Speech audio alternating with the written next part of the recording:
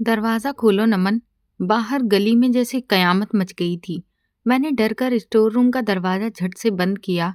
लकड़ी के उस नकली ढांचे पर जल्दी से कंबल डाला और भागता हुआ आंगन तक पहुंचा। क्या हुआ? सब ठीक है? सामने मेरी बीवी उमा खड़ी थी। उसकी आंखें डर से फैली हुई थीं। वो खाली खाली नजरों से मुझे घूर रही थी। उमा, मैंने उसे झंझोड़ा। वो लकड़ी की तरह ढीली होकर गिरने लगी। वो नहीं रहे। कौन नहीं रहे? क्या बकवास कर रही हो? मेरे बच्चे कहाँ हैं? उमा ने सिर झुकाते हुए चारपाई की तरफ इशारा किया। तुम्हारे इस झूठ और लालच ने उन्हें मार डाला नमन। तुम्हारे गुनाह की कीमत मेरे बच्चों ने चुकाई है। मेरे पैर वहीं जम गए। चारपाई पर दो छोटे छोटे शरीर सफेद कपड़ों में लिपटे पड़े थे। मेरी दुनिया, मेरा गुरूर, सब उसी पल खत्म हो गया। ये वो अंजाम था जिससे मैं भागता फिर रहा था। शायद उसी की तरफ खुद बढ़ रहा था। मेरा नाम नमन है। मैं अपने घर का इकलौता बेटा था। 5 बहनों के बाद मेरा जन्म हुआ था तो घर में जैसे त्योहार मन गया था। पिता जो गांव के छोटे किसान थे, उन्होंने मेरी परवरिश में कोई कसर नहीं छोड़ी। मैंने कभी कुछ मांगा नहीं, बस बोलता और सब मिल जाता। बहनें मेरा साया बनकर मेरे आगे पीछे घूमती रहती थीं। उनके लाड़ प्यार ने मेरी आदतें बिगाड़ दी थीं। मैंने कभी स्कूल का चेहरा तक नहीं देखा, कोई हुनर सीखने की कोशिश नहीं की। मेरी दुनिया दोस्तों की महफिल, गली मोहल्ले में घूमना और पिता की जेब से पैसे निकालकर खर्च करने तक सिमटी थी। एक एक करके 5 बहनें अपने घर चली गईं। अब घर में सिर्फ अम्मा, पिता और मैं रह गया था। जिंदगी चैन से थी, जैसे बेमकसद बहती नदी हो। मुझे कभी एहसास ही नहीं हुआ कि ये सहारा एक दिन छिन भी सकता है। पिता को अब मेरी फिक्र होने लगी थी। बोले, नमन, अब तुम बड़े हो गए हो, कब तक ऐसे ही वक्त बर्बाद करोगे? मैं उनकी बात पर हंस देता। अरे पिताजी, अभी तो मेरी उम्र ही क्या है, आप है ना सब संभालने के लिए। लेकिन पिता ने मेरा भविष्य सुरक्षित करने का फैसला कर लिया था। उन्होंने मेरे लिए उमा का रिश्ता तय कर दिया। उमा एक शरीफ और मेहनती घर की लड़की थी, सलीकेदार और समझदार। पिता को उम्मीद थी कि शादी की जिम्मेदारी मुझे सुधरने पर मजबूर कर देगी। शादी धूमधाम से हुई। कुछ दिन तो जिंदगी में जैसे रौनक लौट आई थी, लेकिन मेरी आदतें नहीं बदलीं। मैं अब भी जिम्मेदारी से बहुत दूर था। फिर वो हुआ जिसका मैंने कभी सोचा भी नहीं था। पिता को अचानक दिल का दौरा पड़ा और वो चल बसे। वो मेरा पहला और सबसे बड़ा सदमा था। वो छत जो मुझे हर परेशानी से बचाती थी, टूट गई थी। पिता के जाने के बाद पहली बार मुझे एहसास हुआ कि मैं बिल्कुल खाली हूँ। न पढ़ाई, न कोई काम, न कोई हुनर। मैंने जिंदगी में कभी एक रुपया खुद नहीं कमाया था। पिता की छोड़ी हुई थोड़ी बहुत जमीन और बचत धीरे धीरे खत्म होने लगी। अब मेरे सिर पर अपना और उमा का बोझ था। कुछ महीने जैसे तैसे बीते, लेकिन मेरी आवारागर्दी कम नहीं हुई। मुझे काम करने की आदत ही नहीं थी। थोड़ी मेहनत से ही थक जाता। कोई काम सीखने की कोशिश भी नहीं की। पढ़ाई ना होने के कारण कोई अच्छी नौकरी देने को भी तैयार नहीं था। मेरा वही रूटीन था, रात देर तक दोस्तों के साथ घूमना और दिन चढ़े तक सोना। उमा अब मुझसे नाराज सी रहने लगी थी। वो हालात समझती थी। वो धीरे धीरे समझाती, नमन, अब पिताजी नहीं रहे, हमें खुद कुछ करना होगा। घर कैसे चलेगा? उसकी बातें मुझे बुरी लगती। मैं उल्टा झगड़ पड़ता। अभी कुछ महीने ही तो हुए हैं पिता को गए हुए, और तुम्हें पैसों की पड़ी है, सब्र नहीं है तुम में। रोज रोज के झगड़ों से अम्मा परेशान रहने लगी। वो मेरी हालत भी समझती थी और उमा का दर्द भी। एक दिन घर में खाने को कुछ नहीं था। उमा ने डरते हुए कहा, घर में आटा खत्म हो गया है।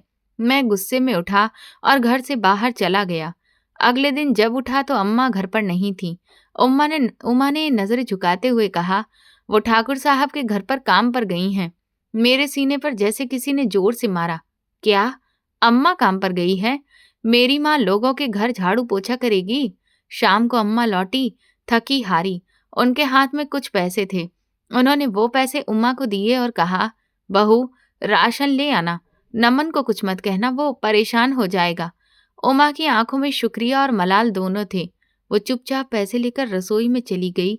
कुछ दिनों के लिए घर का चूल्हा फिर जलने लगा, लेकिन उमा बार बार कहती, नमन, ये ठीक नहीं है। अम्मा जी इस उम्र में काम कर रही हैं, आप कुछ काम कर लो, कब तक वो कमाएंगी?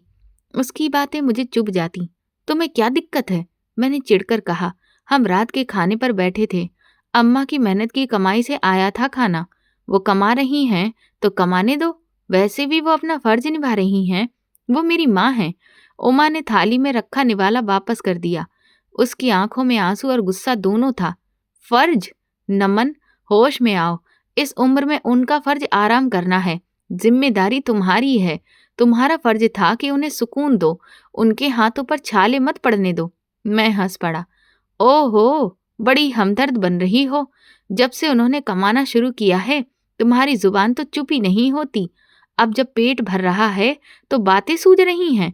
चुपचाप खाना खाओ। उमा बोली, ये निवाले मेरे गले से नहीं उतरते। मुझे हराम लगते हैं, जो मेरी सास की मेहनत से आए हैं। मैं गुस्से से चिल्लाया, तुम मर जा भूखी। जब तक मैं काम नहीं करता यही होगा, और जब मन भरेगा तब करूंगा। मैं अपना फर्ज भूल चुका था। मैं ये भूल गया था कि जिस पिता ने मुझे राजा बनाकर पाला, वह अधूरी उम्मीदें लेकर चला गया। और अब जिस माँ ने मुझे पाल पोस कर बड़ा किया, मैं उसी को दूसरों के घरों में काम करवाने पर मजबूर कर रहा था। ये सिलसिला ज्यादा दिन नहीं चला। अम्मा जो पहले से ही कमजोर थी, अब ज्यादा मेहनत की वजह से बीमार पड़ गईं। एक शाम वो काम से लौटी। शरीर बुखार से तप रहा था। वो आंगन में ही गिर पड़ी। डॉक्टर ने नब्ज देखी और बोला, इनका शरीर बहुत कमजोर हो गया है। इन्हें पूरा आराम और दवा की जरूरत है, वरना कुछ भी हो सकता है। घर के जो थोड़े बहुत पैसे थे, वो डॉक्टर की फीस और 2 दिन की दवाई में खत्म हो गए। अम्मा की कमाई रुक गई और घर में नया खर्चा शुरू हो गया। उमा अब डर में जीने लगी थी। वो अम्मा के पास बैठी उनके पैर दबा रही थी। बोली, नमन, अम्मा की दवाई खत्म हो गई है।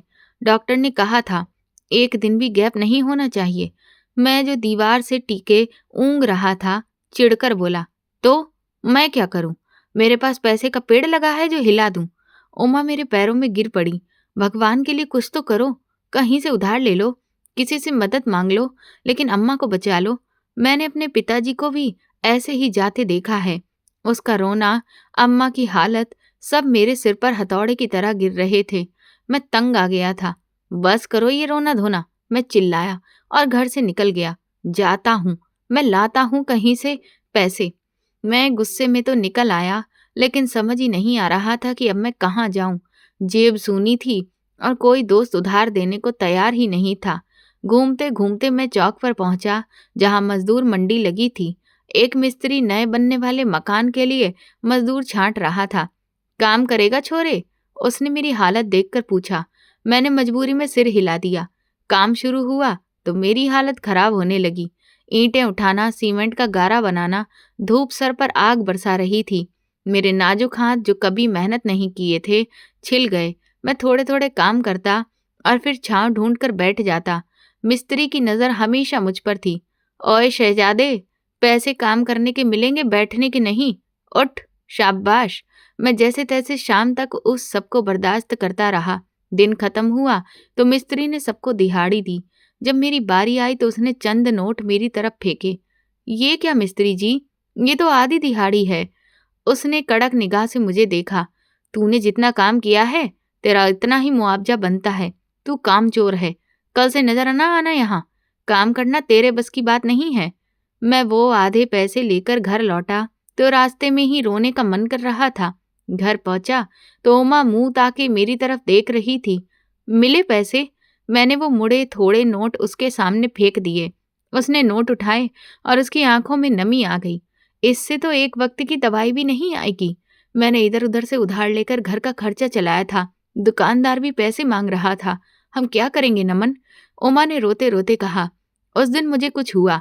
मिस्त्री की डांट, जिस्म का दर्द और उमा का लगातार रोना, सब कुछ मेरे दिमाग पर सवार हो गया। सिर्फ पैसे पैसे पैसे। जब से पैसे की तंगी आई थी, मेरी जिंदगी सजा बन गई थी। मैं पागल सा हो गया। मेरी हड्ड टूट गई और मैंने उमा के बाल पकड़ लिए। आज मैं तेरा ये रोज का ड्रामा ही खत्म कर दूंगा। मैंने उसे मारना पीटना शुरू कर दिया। मैं खुद को रोक नहीं पाया। अम्मा अपनी बीमारी भूलकर हमें बचाने की कोशिश करती रहीं, पर मैं अंधा हो चला था। उस दिन के बाद ये सिलसिला शुरू हो गया। मेरी सारी नाकामियों का गुस्सा उमा पर उतरने लगा। इसी बीच भगवान ने हमें 2 बेटों से नवाजा। उनके जन्म पर घर में खुशी कम और डर ज्यादा था। उमा ज्यादातर खामोश रहती, वो अपने बेटों को सीने से लगाकर सहम कर एक कोने में बैठी रहती। बच्चे भी घर के माहौल से डरे रहते। भूख, गरीबी और मेरे गुस्से की वजह से होने वाली लड़ाइयों ने उनकी मासूमियत छीन ली थी।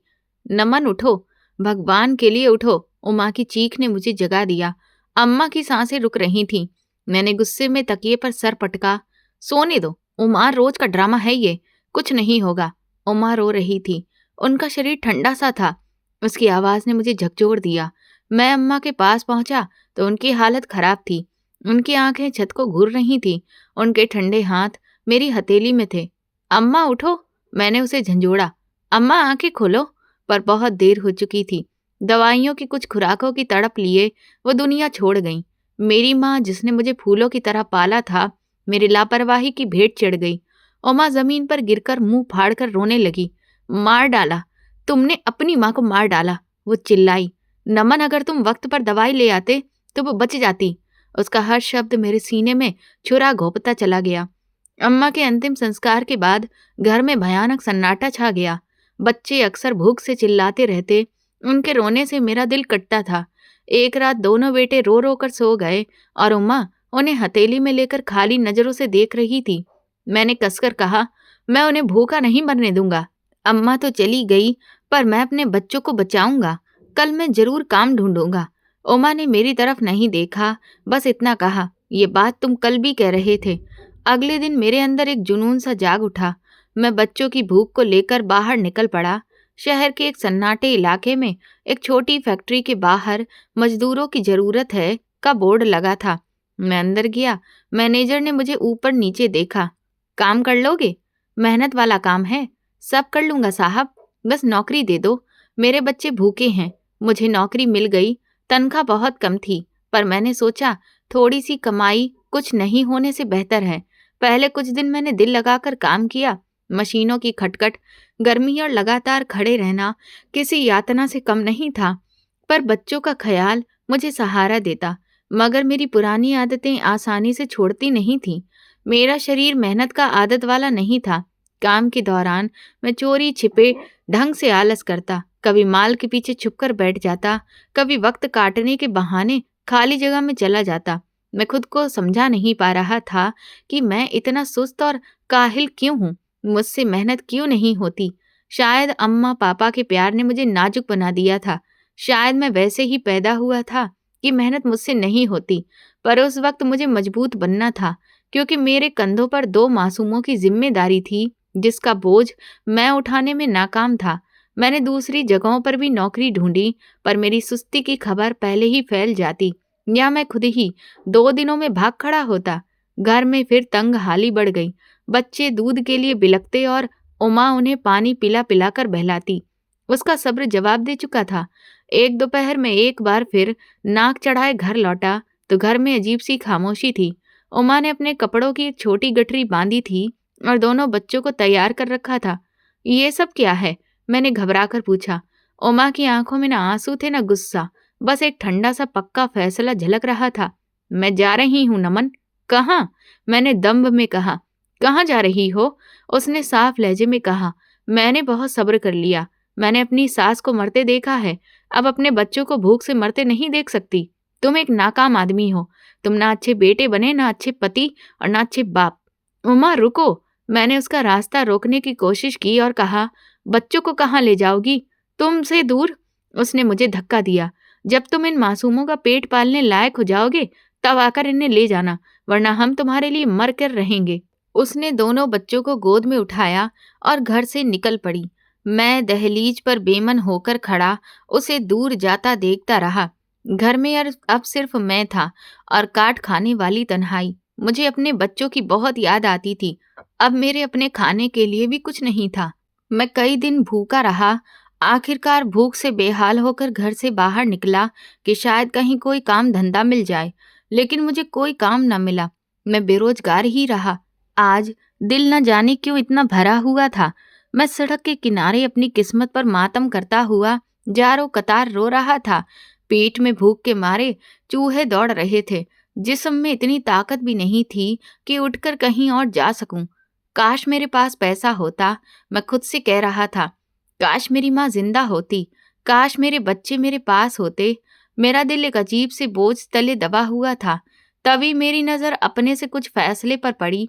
एक मैली सी चादर ओढ़े कोई शख्स फुटपाथ पर बेसुध पड़ा था। उससे सख्त बदबू आ रही थी। मैंने सोचा, मुझसे भी गया गुजरा कोई नशे वाला है। मैंने अपनी आंखें फेर लीं, लेकिन तभी एक अजीब मंजर ने मुझे चौंका दिया। एक साफ सुथरी कार रुकी। उसमें से एक अमीर आदमी निकला। उसने एक लम्हे के लिए उस चादर ओढ़े वजूद को देखा, फिर मेरी तरफ देखा जो रो रहा था, और अफसोस से सिर हिलाते हुए एक 500 का नोट उस चादर पर फेंक कर चला गया। मैं हैरान रह गया। ये क्या? अभी मैं ये सोच ही रहा था कि एक मोटरसाइकिल सवार गुजरा। उसने भी 100 का नोट फेंका। आते जाते लोग उस पर पैसे डालने लगे। मैं हैरानी से लोगों की तरफ देखने लगा। मैं जो अभी कुछ देर पहले अपनी गरीबी और बेरोजगारी पर रो रहा था, अब लोगों को उस आदमी पर पैसे फेंकते देखकर चौंक गया था। लोग मेरी तरफ देखते, फिर उस लाशनुमा वजूद को, और कुछ न कुछ पैसे डालकर आगे बढ़ जाते। भगवान संभाले, एक औरत ने मुझसे कहा, और 20 रुपए उस चादर पर रख दिए। मेरा दिमाग घूम गया। संभाल? किस बात का संभाल? मैं रेंगता हुआ उस वजूद के करीब गया। वो वाकई कोई नशे में पड़ा इंसान था, जो शायद बहुत ज्यादा नशा करके बेहोश पड़ा था। उसका मुंह खुला हुआ था, और वो इतनी गहरी नींद में था कि उसे दुनिया की कोई खबर ही नहीं थी। तब मामला मेरी समझ में आया। लोगों की हमदर्दी इस नशे में पड़े बंदे के लिए नहीं थी, वो मेरे लिए थी। वो मेरे रोने को, मेरी इस हालत को उस बेसुध वजूद से जोड़ रहे थे। वो समझ रहे थे कि ये मेरा कोई रिश्तेदार है जो मर गया है, और मैं यूं गरीब लाचार शख्स उसके कफन के लिए पैसे ना होने पर सड़क पर बैठकर रो रहा हूँ। मेरे जिस्म में एक सनसनी सी दौड़ गई। मैं भूखा था। मेरे बच्चे मुझसे छिन गए थे क्योंकि मेरे पास पैसे नहीं थे। मेरी माँ मर गई थी क्योंकि मेरे पास दवाई के पैसे नहीं थे। और यहाँ उस एक धोखे की बुनियाद पर चंद मिनटों में हजारों रुपए जमा हो चुके थे। मैंने इधर उधर देखा। गली में ट्रैफिक कम हो रहा था। मैंने कांपते हाथों से वो सारे पैसे इकट्ठे किए। वो नशे में पड़ा ही उसी तरह बेसुध पड़ा था। मैंने जल्दी जल्दी नोट गिनना शुरू किए। 500, 600, 1000, 1500, 2000। शाम तक इतने पैसे जमा हो गए थे जितने कोई मजदूर एक हफ्ते में शायद कमा ना सकता हो। ये रकम मेरी सोच से कहीं ज्यादा थी। मेरी आंखों में एक नई खतरनाक चमक उभरी। मैंने वो सारे पैसे उस आदमी की चादर से इकट्ठे किए और उन्हें अपनी जेब में ठूस लिया। मेरा दिल जोर जोर से धड़क रहा था, लेकिन ये खौफ नहीं, एक अजीब सी खुशी थी। मैं तेजी से उठा और घर की तरफ भागा। रास्ते में तंदूर से रोटियां और सब्जी खरीद ली। कई दिनों बाद पेट भरकर खाना खाया। हर निवाले के साथ मेरा दिमाग तेजी से काम कर रहा था। ये काम अच्छा है, मैंने खुद से कहा। न मेहनत, न मजदूरी, न किसी की झगड़ियां, बस बैठकर रोना ही तो करूं। और वो तो मुझे वैसे भी आ रहा था। मैंने जेब से पैसे निकाले और उन्हें फिर से गिनना शुरू किया। अगर मैं ये काम हर रोज करूं तो कुछ ही दिनों में अमीर हो जाऊंगा। एक शैतानी ख्याल मेरे जहन में आया। मैं उमा को भी वापस बुला लूंगा। नहीं, उसे अभी नहीं बताऊंगा। मैं उसे कहूंगा कि मुझे नौकरी मिल गई है। जब तक वो आएगी नहीं, तब तक मैं खूब पैसे कमा लूंगा। उस कानो कान खबर भी नहीं होने दूंगा कि मैं ये काम करता हूँ। एक लम्हे को माँ का चेहरा आंखों के सामने आया, लेकिन पैसों की चमक ने उस अक्स को धुंधला कर दिया। घर पहुंचकर मैंने पैसे बिस्तर पर बिखेर दिए। नोटों की ये हरियाली मेरी आंखों को सुकून दे रही थी। इतना पैसा मैंने कभी नहीं देखा था, और मैं मूर्खों की तरह ईंटें उठा रहा था। मेरा दिमाग अब उस नशे में पड़े बंदे से हटकर असल मसले पर आ गया था। लेकिन मैं हर रोज एक बेहोश नशेड़ी कहाँ से लाऊंगा, मैंने सोचा। और अगर वो जाग गया तो, या किसी ने उसे पहचान लिया तो मेरा सारा जोश ठंडा पड़ जाएगा। ये काम इतना आसान नहीं था। मुझे एक पक्का हल चाहिए था। मैंने फिर एक ऐसा मरा हुआ जो कभी न जागे, कभी भी न बोले, और जिसे कोई भी न पहचाने, एक नकली मरा हुआ। ये ख्याल बिजली की तरह मेरे दिमाग में कूद पड़ा। एक ऐसा ढांचा जो दूर से इंसान लगे। मेरा दिमाग फौरन घर के पिछवाड़े बने पुराने स्टोर रूम की तरफ गया, जहां पिता के जमाने का पुराना टूटा फूटा सामान पड़ा था। माँ की मौत के बाद वहां कोई नहीं गया था। ओमा को तो घर की कुछ चीजों से एलर्जी थी। वो उस कमरे के करीब भी नहीं फटकती थी। मैं फौरन उठा, स्टोर रूम का दरवाजा खोला तो मिट्टी और सीलन की गंध ने मेरा स्वागत किया। मैंने खांसते हुए अंदर कदम रखा। एक कोने में पुरानी चारपाई की टूटी हुई पट्टियां पड़ी थी, कुछ पुराने बांस और एक फटा हुआ कुशन भी था। यही है, मैं खुशी से चिल्लाया। अगले 2 घंटे में मैंने उस ढांचे को बनाने में सारा जोर लगा दिया। मैंने लकड़ी की पट्टियों को रस्सियों से बांधकर एक इंसान कद का बुनियादी ढांचा तैयार किया। ये मुश्किल था, मेरे हाथ छिल गए, लेकिन पैसों के लालच ने मुझे हिम्मत दी। मैंने बाजुओं और टांगों को जोड़ा। सबसे मुश्किल सिर बनाना था। मैंने वो पुराना बदबूदार कुशन उठाया और उसे गर्दन वाली जगह पर इस तरह से पटक दिया कि एक उभार बन गया। मैंने इसे जमीन पर लिटाया। ये बेढंगा सा लग रहा था। नहीं, ये काम नहीं करेगा। मैं मायूस होने लगा। फिर मैंने माँ के पुराने संदूक से एक मोटी चादर निकाली और उस ढांचे पर डाल दी। एकदम जैसे जादू हो गया। चादर के नीचे वो लकड़ी और कुशन का ढेर वाकई एक सोए हुए इंसान जैसा तासुर देने लगा। मुंह वाली जगह पर कुशन का उभार बिल्कुल ठीक लग रहा था। कमाल है, ये तो बिल्कुल असली का लगता था। मैंने इत्मीनान की सांस ली। अब बस उस पर एक सफेद चादर डालनी है। अगले दिन मैंने सुबह सुबह वो ढांचा उठाया, उसे एक पुरानी बोरी में छुपाया और शहर के सबसे व्यस्त पुल के नीचे जा बैठा। ये जगह मैंने कल ही चुनी थी। यहाँ से हजारों लोग गुजरते थे। मैंने ढांचे को फुटपाथ पर लिटाया, उस पर सफेद चादर डाली और उसके सर के किनारे पर बैठ गया। मेरा दिल धक धक कर रहा था। अगर पकड़ा गया तो, अगर किसी ने चादर हटा दी तो? फिर मुझे अपने भूखे बच्चों का ख्याल आया। नहीं, मुझे ये करना है। मैंने अपने चेहरे पर दोनों हाथ रखे और रोने का ड्रामा शुरू कर दिया। हाय, मेरा भाई मर गया। भगवान, मैं गरीब हूँ, अब इसका अंतिम संस्कार कैसे करूँगा? मैं जोर जोर से बिलखने लगा। शुरू में लोग मुझसे परहेज करके निकल जाते थे। कुछ ने घूर कर देखा, कुछ ने इतराकर टाल दिया। शायद सोचा कोई भिखारी है। पर जब मेरी आवाज और तेज हुई तो एक बुजुर्ग रुक गया। क्या हुआ जवान, क्यों रो रहा है? बाबा जी, मैंने आंखों में आंसू लाने के नाटक किया। मेरा भाई था, एक्सीडेंट हो गया। अब मेरे पास इसके अंतिम संस्कार के पैसे भी नहीं हैं। बुजुर्ग ने चादर में लिपटी लाश को झांका। आदमी की चाल कुछ झुकी हुई थी। हाय रे किस्मत, भगवान सब्र दे बेटा। उन्होंने जेब से 100 का नोट निकाला और चादर पर रख दिया। ये मेरी पहली कमाई थी। दिल में कुछ हलचल सी हुई। फिर क्या था, जैसे लाइन लग गई। लोग रुकते, मुझसे दया दिखाते और उस नकली मुर्दे पर पैसे डालते। कोई बोलता, कितना मजबूर है ये बेचारा। एक औरत बोली, दुनिया रंगमंच है भाई, सब्र करो। 50, 100, 500। मैं खुद रो रहा था, अपनी औरत का रोना कर रहा था और लोग उसे मेरे भाई का गम समझ रहे थे। मुझे खुद पर हंसी आ रही थी कि मैं ये तमाशा कर रहा हूँ। शाम तक नोटों का ढेर लग गया था। आज की कमाई कल से भी ज्यादा थी। मैंने जल्दी से पैसे समेटे, ढांचे को फिर बोरी में ठूंस दिया और घर की तरफ दौड़ पड़ा। आज मैं बादशाह था। मैंने सोचा, अब उमा को फोन करूंगा, उसे कहूंगा मुझे बड़ी नौकरी मिल गई है। मेरा हकीकी दिल खामोश हो गया था। पैसे की खनक ने सब कुछ दबा दिया था। फिर रोज यही रिवाज बन गया। मैं लकड़ी का ढांचा उठाता, उसे बोरी में छुपाता और शहर की किसी नई भीड़ भाड़ वाली सड़क या चौराहे पर जाकर वही तमाशा करता। जगह बदलने लगा ताकि कोई पहचान न ले, ये शक न करे। मेरा रोना अब और भी रुलाने जैसा हो गया था। मैं आंखों से सच्चे आंसू निकालता, अम्मा की बेबसी और अपने बच्चों की भूख याद करके लोगों को अपनी सच्ची तकलीफ में शामिल कर लेता। लोग कहते, भगवान सवर दे जवान, बड़ा ही सख्त वक्त है इस पर। और मेरे सामने नोटों की बारिश होती रहती। पैसा पानी की तरह बह रहा था। मैंने घर का नक्शा ही बदल दिया। अच्छा खाना पीना, नए कपड़े, अम्मा के पुराने संदूक को मैंने तिजोरी बना लिया और वो नोटों से भरता गया। रात में अकेले मैं संदूक खोलकर पैसे गिनता और मेरी आंखों में अजीब चमक आती। देखो नमन, तुम तो मेहनत से डरते थे, ये तो उससे भी आसान निकला। लोग कितने भोले हैं। मैं भूल गया था कि मैं लोगों की सहानुभूति का फायदा उठा रहा हूँ।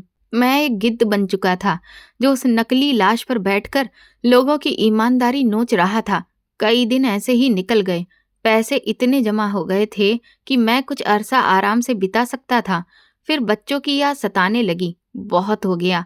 एक रात पैसों से भरे संदूक को देखकर मैंने फैसला किया, उमा और बच्चे वापस लाऊंगा। जाकर बीवी को ले आऊंगा और कहूंगा, बड़ी नौकरी लग गई है। मैं इस धंधे की हकीकत कभी नहीं बताऊंगा। अगले दिन पीसीओ गया और उमा के पिता का नंबर लगाया। फोन उसके भाई ने उठाया। कुछ रस्मी बातों के बाद फोन उमा को दे दिया। उसकी आवाज में कोई नरमी नहीं थी। क्यों फोन किया है उमा? मैंने जितनी मीठी आवाज भर सकता था भरी और कहा, मैं नमन बोल रहा हूँ। कैसी हो तुम? बच्चे कैसे हैं? उसकी टोन ठंडी थी। हम वैसे ही ठीक हैं, तुमसे बेहतर हैं। क्यों, याद आ गई हमारी? क्या फिर से कोई ड्रामा कर रखा है? उसका तंज मेरे दिल में चुभा, पर मैंने गुस्से को दबा लिया। नहीं उमा, ऐसी बात नहीं है। मैं तुम्हें खुशखबरी देना चाहता हूँ। कैसी खुशखबरी? उसने शक में कहा। मुझे नौकरी मिल गई है। मैंने फक्र से कहा। बहुत अच्छी नौकरी, फैक्ट्री में सुपरवाइजर, अच्छी तनख्वाह। कुछ सेकंड की खामोशी रही। मुझे लगा वो फोन काट देगी। मैं जानता हूँ तुम फिर कोई नाटक कर रहे हो, वो बोली। तुम 2 दिन और नौकरी कर लोगे और तीसरे दिन घर बैठ जाओगे। मुझे बेवकूफ मत बनाओ उमा, भगवान की कसम। मैंने पुरजोर यकीन दिलाया। इस बार मैं बदल चुका हूँ। मैंने अपने बच्चों के लिए खुद को बदल लिया है। मैं रोज दिन की मजदूरी करता हूँ, मेहनत करता हूँ और कमाता हूँ। मैंने तुम्हारे लिए काफी पैसे जमा कर दिए हैं। तुम आ जाओ और खुद तिजोरी में देख लेना। शायद पैसे की बात ने उसको सोचने पर मजबूर कर दिया।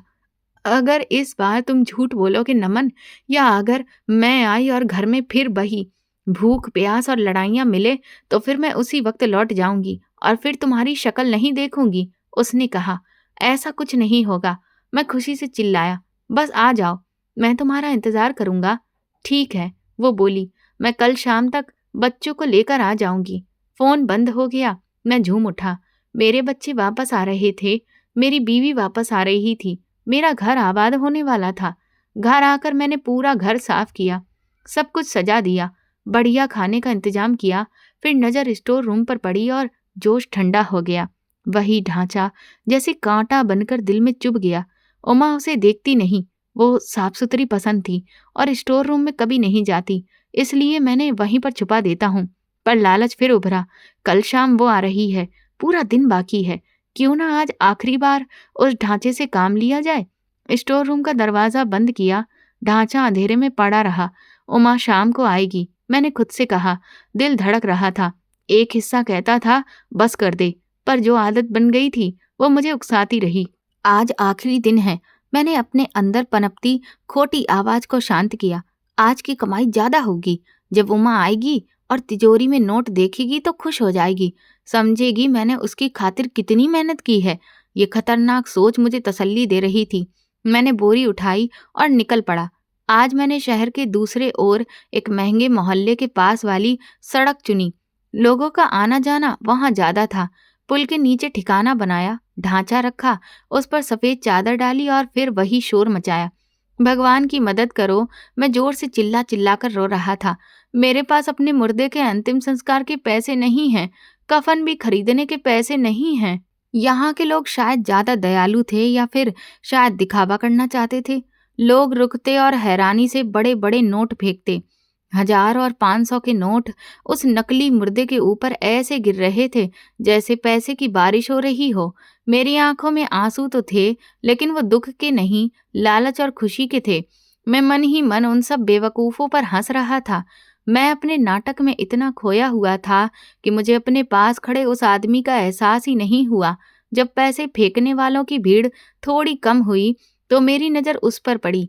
एक बूढ़ा झुर्रियों भरा चेहरा वाला भिखारी, जिसके कपड़े मैले कुचैले थे और वो लाठी के सहारे खड़ा मुझे ही घूर रहा था। उसकी आंखों में एक अजीब सी चुभन थी। मैंने उसे नजरअंदाज कर दिया, लेकिन वो वहीं खड़ा रहा। कोई भी उसे भीख नहीं दे रहा था। सबका ध्यान मुझ पर और मेरी बनावटी मुसीबत पर था। मुझे उस पर गुस्सा आने लगा। ये मनुष्य यहाँ क्यों खड़ा है? मेरी कमाई खराब कर रहा है। कुछ देर बाद वो बूढ़ा भिखारी धीरे धीरे चलता हुआ मेरे पास से गुजरा। वो मेरे नकली मुर्दे के पास आकर रुक गया। उसने एक नजर मुझ पर डाली, फिर उस चादर पर अपनी लाठी पटकी और बोला, भगवान इस मुर्दे को जिंदा कर दे। उसकी आवाज में न कोई दया थी न दुख, बस एक कड़वाहट थी। मैं चौंक गया। उसने मेरी तरफ देखा जैसे मेरे अंदर का सारा झूठ पढ़ लिया हो। तेरे कर्मों का फल तुझे जरूर मिलेगा।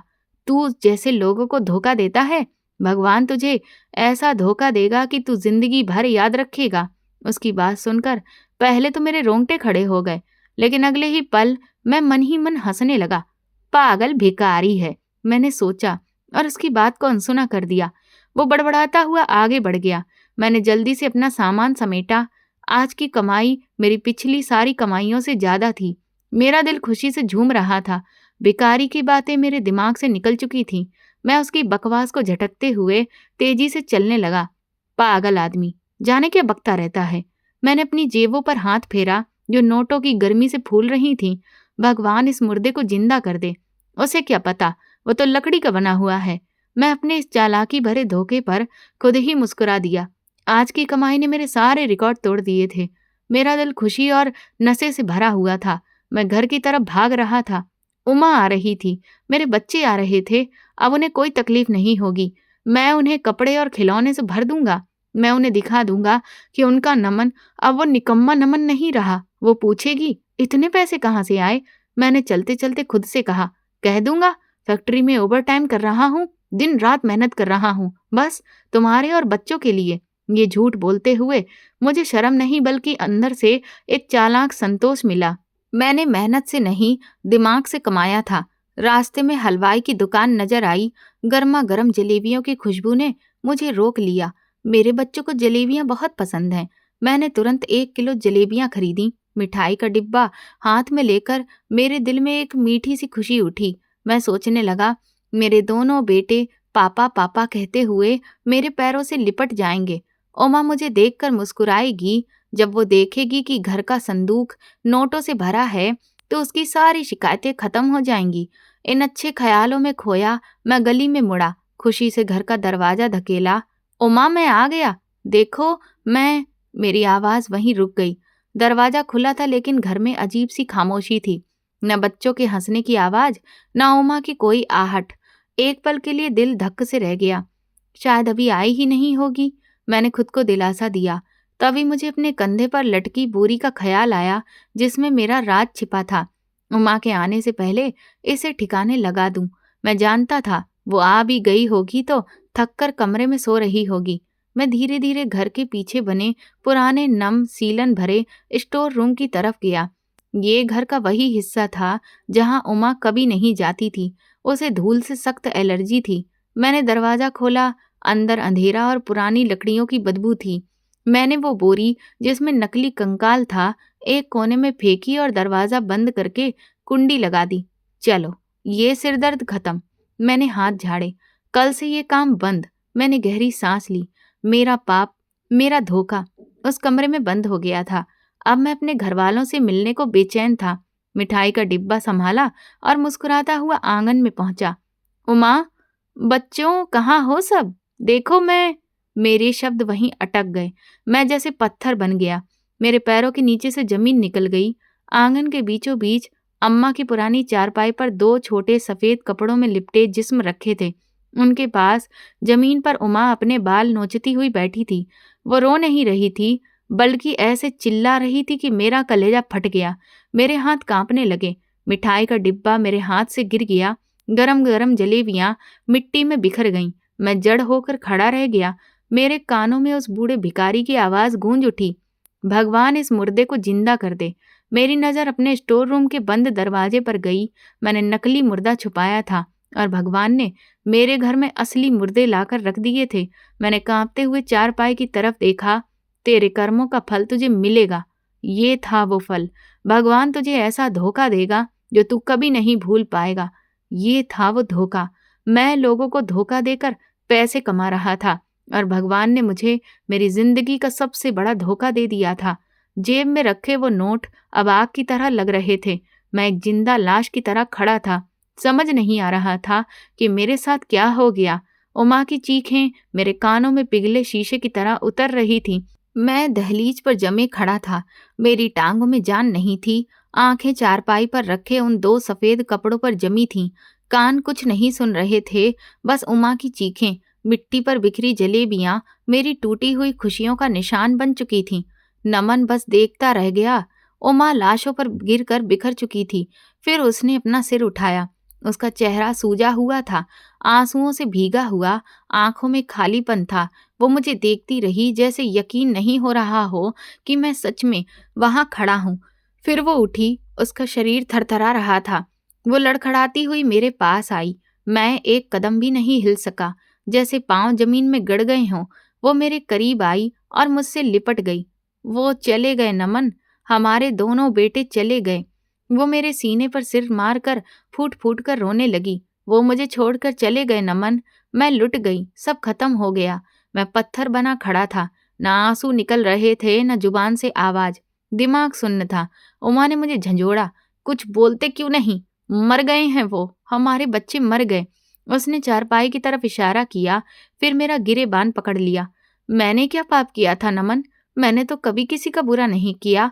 मैंने तो कभी किसी को तकलीफ नहीं दी। तुम्हारी हर गलती, हर गुस्सा सहा। अपनी सास को तुम्हारी वजह से मरते देखा, फिर मेरे साथ ऐसा क्यों हुआ? कौन सा गुनाह किया मैंने? उसका सवाल मेरे सिर पर हथौड़े की तरह पड़ा। कौन सा गुनाह? मेरे कानों में फिर वही आवाज गूंजी, भगवान इस मुर्दे को जिंदा कर दे, तेरे कर्मों का फल तुझे मिलेगा। भगवान तुझे ऐसा धोखा देगा कि तू जिंदगी भर ना भूल पाए। मैंने कांपती हुई चारपाई पर पड़ी दो असली नन्ही मुन्नी लाशें देखीं। फिर मेरी नजर बेख्याली से उस चोर वाले बंद दरवाजे की तरफ पड़ी, जिसके पीछे मेरा नकली लकड़ी का मुर्दा पड़ा था। मैंने अपनी जेबें छुईं, आज की कमाई से जो फूली हुई थीं। वो हराम पैसा जो उन मासूमों पर खर्च हो रहा था, शायद उससे पहले भगवान ने मुझे सजा दी कि ये पैसे मेरे बच्चों पर ही खर्च होंगे। इससे पहले ही मैं अपनी सजा पूरा कर चुका था। ये मेरी सोच नहीं थी, ये एक कड़वी हकीकत थी जो बिजली की तरह मुझ पर गिरी थी। सजा किसी और के लिए नहीं थी, सजा मेरे लिए थी। उमा, मेरी आवाज बमुश्किल मेरे गले से निकली। ये तेरे गुनाह की सजा नहीं है। उसने रोते हैरान मेरी तरफ देखा। फिर किसकी है ये सजा? मैंने हिम्मत करके कहा, ये मेरे बुरे कामों का नतीजा है। उमा के चेहरे पर उलझन थी। क्या मतलब? क्या बकवास कर रहा है तू? वो नौकरी, वो झूठ। मैंने जोर से कहा, मेरी जुबान पर जैसे कांटे चुभ रहे हों। सब झूठ था। कोई नौकरी नहीं थी, कोई फैक्ट्री नहीं, कोई सुपरवाइजर नहीं। तो फिर ये पैसे कहाँ से आए? वो तिजोरी जो तूने दिखाई थी, वो फ्रॉड था। मैंने जमीन पर बिखरी जलेबियों को घूरते हुए कहा। मैं लोगों से झूठ बोल रहा था और फिर मैंने उसे सारा सच बता दिया। वो नकली ढांचा, वो स्टोर रूम, सड़क पर बैठकर रोना, लोगों की हमदर्दी से खेलना और मौत के नाम पर पैसे कमाना। जैसे जैसे मैं बोलता गया, उमा का चेहरा और भी सफेद होता गया। उसका गम, उसका दुख धीरे धीरे नफरत और घृणा में बदल गया। उसने कांपते हुए हाथ से मेरी तरफ इशारा किया। तुमने मौत का मजाक बनाया? तुम एक नकली लाश को लकड़ी के ढांचे पर लिटाकर रोया करते थे? हाँ, मैंने बेबस होकर सिर हिलाया और आज वो बूढ़ा भिखारी खामोश था। उमा ने एक ऐसी चीख मारी जो किसी घायल जानवर जैसी थी। वो मुझ पर टूट पड़ी। उसने मुझे बुरी तरह पीटा, दोनों हाथों से, नाखूनों से। जगह जगह जहां उसका हाथ पड़ा वो मारा। कातिल! वो चीख रही थी। तुमने इन्हें मार दिया। तुम्हारे इस गंदे हराम पैसे ने उनकी जान ले ली है। तुमने मौत को बेच दिया और भगवान ने तुम्हें असली मौत खरीदने पर मजबूर कर दिया। मैंने कोई भी जवाब नहीं दिया। हाँ, मैं मार को सहता रहा। क्यों? फिर वो चीखी, तुम्हारे बुरे कामों की वजह से मेरे बच्चों को सजा क्यों मिली? तुमने गुनाह किया, तुमने फ्रॉड किया और कीमत मेरे मासूमे ने अपनी जान देकर चुकाई। क्यों नमन? जवाब दे। सजा भगवान ने मेरे लिए चुनी है, मैंने रोते हुए चिल्लाया। वो मेरे पहले असली आंसू थे जो मेरे गुनाह को महसूस करके निकले थे। ये सजा मेरे लिए है। उसने मुझे दिखाया कि मैं नकली लाश पर रोता था और अब उसने मुझे रोने के लिए दो असली लाशें दे दी। मैं उन पर हराम के पैसों से कफन चढ़ाने ही वाला था। उसने उन्हें मुझसे छीन लिया। मुझे एहसास हो गया, उमा, मुझे समझ आ गया कि मैं कितना बड़ा गुनाह कर रहा था। मैं उसके पांव के आगे गिर गया। ये सजा मेरी है, मैंने कहा। उमा ने मुझे उस नफरत और घृणा से देखा जैसे मैं सारे जगत का सबसे गंदा इंसान हूँ। उसकी आंखों में आंसुओं का समंदर अब सूख चुका था और उसकी जगह एक आग जल रही थी जो मेरे वजूद को भस्म कर रही थी। वो मुझसे कुछ कदम पीछे हट गई और हाथ ऐसे झटक कर हटा लिया जैसे उसने किसी गंदगी को छू लिया हो। तो ये थी तुम्हारी बहुत अच्छी नौकरी। उसकी आवाज अब चीख नहीं, सिसकती खनक थी। यही वो पैसा है जिस पर तुम इतना घमंड कर रहे थे। तुमने लोगों की दया को और उनके डर को बेचा। तुम लाशों के दलाल बन गए नमन। तुमने मौत को अपना कारोबार बना लिया। मैं उसके आगे गिर पड़ा था। मेरे पास शब्द नहीं थे। मेरा पूरा शरीर कांप रहा था। मैं कुछ कहना चाहता था, सफाई देना चाहता था, पर क्या कहता? मेरा जुर्म मेरे सामने सफेद कफनों की शक्ल में पड़ा था और वो एक भयानक पागलों जैसी हंसी मार रहा था। तुझे पता है आज उस टांगे वाले ने क्या कहा था? मैंने घबराकर पूछा। जिस टांगे से ये गिरकर मरे हैं, जब हादसा हुआ, जब मेरे बच्चे उसके टायर के नीचे आए, वो भी तुम्हारी ही तरह जल्दी में था।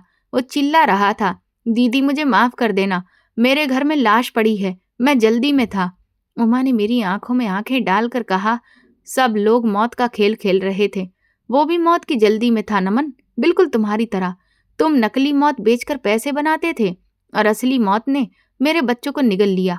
वो रुक गई, बस इतना ही कह पाई। ये कड़वी सच्चाई मेरे होश उड़ा रही थी। तुमने उन पैसों के लिए उन्हें मार डाला, वो चिल्लाई। ये मनहूस पैसा, ये हराम कमाई मेरे बच्चों की जान ले गई। मैं इन पैसों से उनका अंतिम आवरण भी नहीं खरीदूंगी। अगर ये पैसे उनके पाक जिस्मों को छुएंगे तो उनकी आत्मा छटकेगी।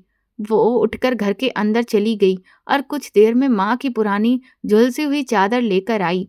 उसने कांपते हाथों से अपने दोनों बेटों के कफनों पर वो चादर डाल दी। मैंने हिम्मत करके उसका हाथ पकड़ने की कोशिश की। उमा, मेरा हाथ छू ले, मुझे मत छूना। उसने अपना हाथ ऐसे खींचा जैसे किसी सांप ने उसे डसा हो। तुम्हारा साया भी मेरे बच्चों पर ना पड़े। तुम्हारी सांसों से मुझे सड़े हुए मांस की बदबू आ रही है। दफनाना कैसे हुआ मुझे ठीक से याद ही नहीं।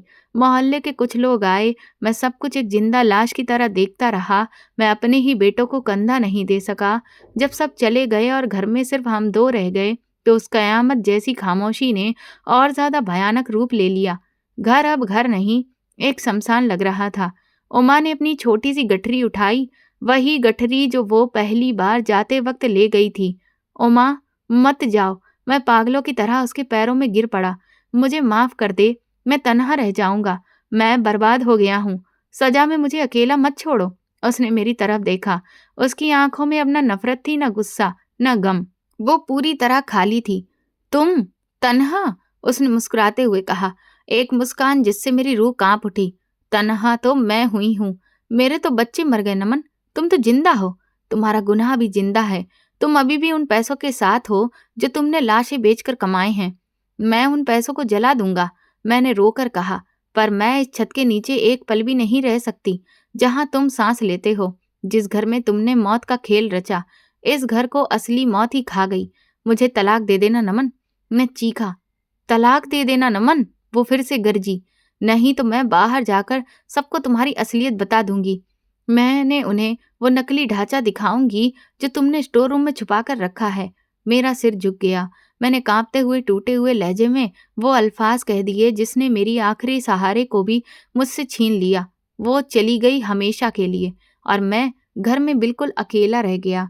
कई दिन कई रातें मैं उसी आंगन में बैठा रहा जहां मेरे बच्चों की लाशें पड़ी थीं। न भूख लगी न प्यास लगी। फिर एक रात जैसे कोई भूत सवार हो गया मुझ पर। मैं उठा और सीधा स्टोर रूम की तरफ गया। दरवाजा तोड़ दिया और उस नकली ढांचे को घसीटता हुआ बाहर ले आया। वो लकड़ी और कुशन का ढेर जिसने मेरी पूरी जिंदगी को बर्बाद कर दिया था। फिर मैंने अम्मा का वो पुराना संदूक खोला जो नोटों से भरा पड़ा था। वो पैसे नहीं थे, वो आग थी। मैंने आंगन में वो ढांचा रखा और एक एक नोट निकालकर उस पर फेंकने लगा। ये लो 1000 का नोट। मैं पागलों की तरह हंस रहा था। ये मेरे बेटे का खिलौना था। ये लो 500 का नोट। ये उमा का कपड़ा था। मैंने तेल डाला और आग लगा दी।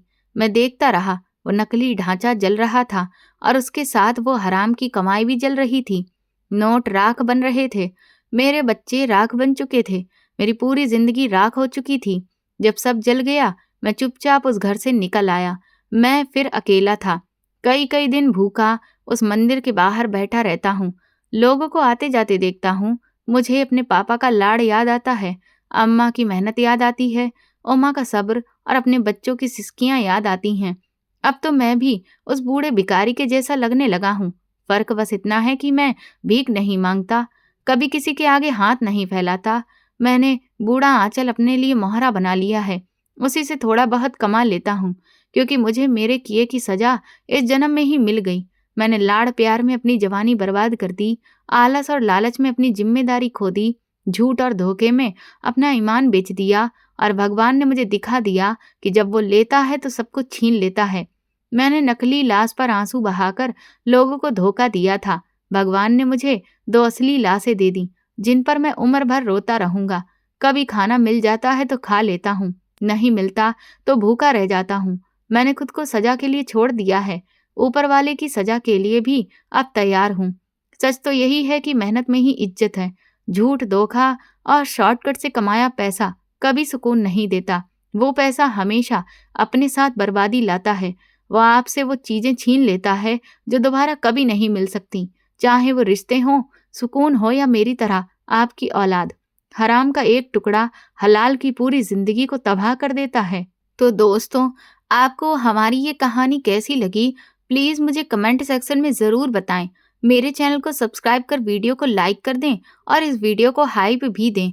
और ऐसी और भी रोमांचक कहानियां सुनने के लिए मेरे चैनल के साथ बने रहें। ये पूरी कहानी काल्पनिक है। इसका किसी भी व्यक्ति, स्थान या वास्तविक घटना से कोई संबंध नहीं है। इसका उद्देश्य केवल मनोरंजन, शिक्षा और सस्पेंस आधारित कहानी को प्रस्तुत करना है। धन्यवाद।